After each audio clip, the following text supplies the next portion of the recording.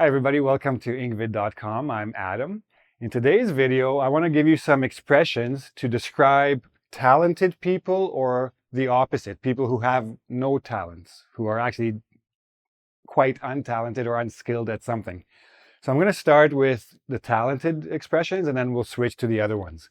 So I'm going to start with prodigy. A prodigy is someone who exhibits very special skills or abilities in something, but this person wasn't really taught or taught very little bit about something. So for example, and actually before I get into that, it's very common to use this word to describe kids, children, because adults had enough time to learn something. Kids pick something up or just have a very natural gift with something for no reason. So for example, a child watches somebody playing chess, has never played chess before, and suddenly he can play chess very well. This is called a prodigy. He wasn't taught, he just observed and was able to do. And that's very rare to see in people, and we call them prodigies. Somebody else can be gifted. Now, gifted has a couple of uses. For one thing, if you're very good at something like art or music or sports, we can say you are gifted. You have special skills, special talents. But we also use this word to describe someone who's very, very smart. It's similar to genius, but maybe a little bit less than genius. We would say gifted, especially for kids, because a genius will always be a genius, but a child is gifted until he or she proves to be a genius, right? So very, very smart or very capable at something, which is another expression to explain the same idea. Natural born something. So a natural born athlete has very good skills that come naturally. Like, I can't teach you how to be an athlete like this because it's something that you are born with, or you're born to compete, born to play basketball, born to be a writer, born to be a teacher, born to be whatever it is that you do because you do it so well and you seem so naturally connected to that thing that you're doing. So both of these, natural born something, born to do. Born to verb, natural born noun. Just keep that in mind.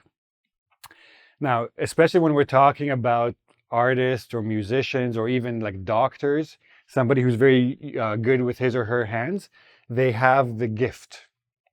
The gift, again, some people say a gift from God, other people say a gift from the universe, other people just say gift. I don't want to get into all that as well. So yeah, if you have the gift, it means you're very good at whatever it is that you're doing. So someone who's a very good cook, she has the gift, or she has the touch. She knows just how much spice to put in. She knows just when to turn off the heat or turn up the heat. She knows just when that smell is perfect and serves the dish, or he, as the case may be. Have the gift, the touch, or the eye. The eye, again, especially for an artist, he has the eye, he knows how to touch things, or a designer or a photographer. Anyone who does anything visual, he or she has the eye, the touch, the gift, and so on. Now, to hold one's own means to be capable. It doesn't mean especially talented, but it means can do, right? So if you say to me, oh, you're a pretty good artist, I said, I can hold my own. It's a little bit like showing some humility. Like, I'm not going to say, yeah, I'm a genius, I'm the best artist you've ever seen. I can hold my own. It means, yes, I can do it. And usually people who say that are pretty talented if they can say this expression with a straight face. A jack of all trades is a person who can do many, many different things. Now, there's a full expression. Jack of all trades, master of none. So it could be read in two ways.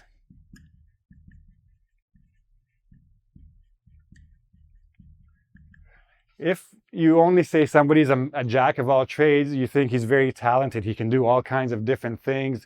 He can build, he can cook, he can write, he can teach, he can play sports, all kinds of things he's good at. But if you say jack of all trades, master of none, it means he can do this well enough. He can do that well enough. He can't do anything very well. So be careful with this expression. It can be used both ways. And lastly, we have a virtuoso. Again, especially in music, somebody picks up a violin and plays it perfectly as a child. He's a prodigy, and as he gets older, he becomes a virtuoso, which is similar to genius. Somebody who's very, very good at one particular thing and can do it very, very well. So here are all the good expressions. Now we're going to look at the other side of the coin, the flip side. If somebody can barely tie his shoes, like that's one of the first things, the first big achievements a child has is tying his own shoelaces. If somebody can barely tie his shoes, means he can barely do anything, even simple things, very well. So when you say this about somebody, you don't want that person to hear it because it's a little bit insulting. Actually, a lot of these are a little bit insulting. So be careful who you say them to or who you say them about. So if somebody can barely tie his shoes, again, two meanings. One, he can't do much, or not very, very smart. So be careful about that as well. Just general synonyms to untalented is inept. Inept or incompetent basically means can't do something well, can't do something to a certain standard. If someone is helpless, it means they can't really do anything by themselves. So they always need help, which is a little bit weird because the less is a little confusing, but can't be helped. Can't help themselves, I should say. Now, somebody can play hockey amazing, just get on the ice and go. Other people, like me, can't do it if they tried. I can't play hockey if I tried, which is a little bit of a strange expression because I can try. Doesn't mean I'll do it well, but I can still try. But this expression, as it stands, means it doesn't matter. He just cannot do it. So I'm a terrible skater, which is a little strange for a Canadian, I know, but it's true. But not only can I not do it if I tried, I couldn't skate well if you put a gun to my head. So if you put a gun to my head and said, skate or I will kill you, I will die because I can't skate very well. I really, really have no talent when it comes to ice skating. But this is a very common expression. He couldn't do something if he had a gun to his head or a knife to his throat or any situation like that. Now, when we're talking about physical abilities, like doing something with your hands, with your feet, etc., we can say a person is clumsy. A clumsy means like maybe somebody trips all the time or drops things all the time or break things all the time. Butterfingers is similar, but imagine if on your hands you put some butter. They would be a little slippery, right? So you're not going to hold anything. Everything you're going to hold, you're going to drop. So somebody who drops things a lot, we call butterfingers. Just an expression that's nice to know. Now, somebody who has two left feet. If you have two left feet, you're always going to turn to one side and you're going to trip over yourself and you're not going to be able to do anything well. This is especially common if we're describing somebody's dancing ability or inability.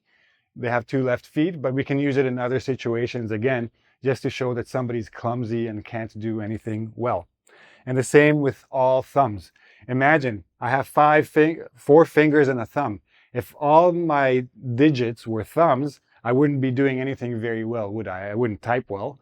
I wouldn't play baseball well. I wouldn't do anything well if I had all thumbs.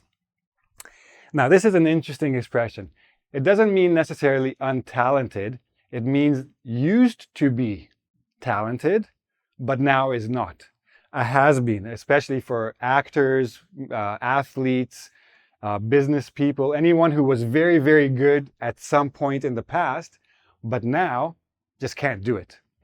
So a very famous actor tries to come back to Hollywood, acts in a movie, and it's like, oh, you suck, right? You're really not good. You're a has-been. Has-been, somebody who was somebody, now has been. It was in the past, not anymore, right? Again, not a very nice expression to say to somebody. So again, you're not going to meet that many famous people anyway, so it's okay. So these are the untalented expressions. We had the talented ones before.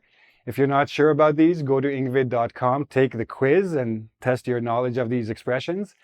You can ask questions as well. And if you like the video, give me a like. Don't forget to subscribe to my channel and come back next time for more useful English tips.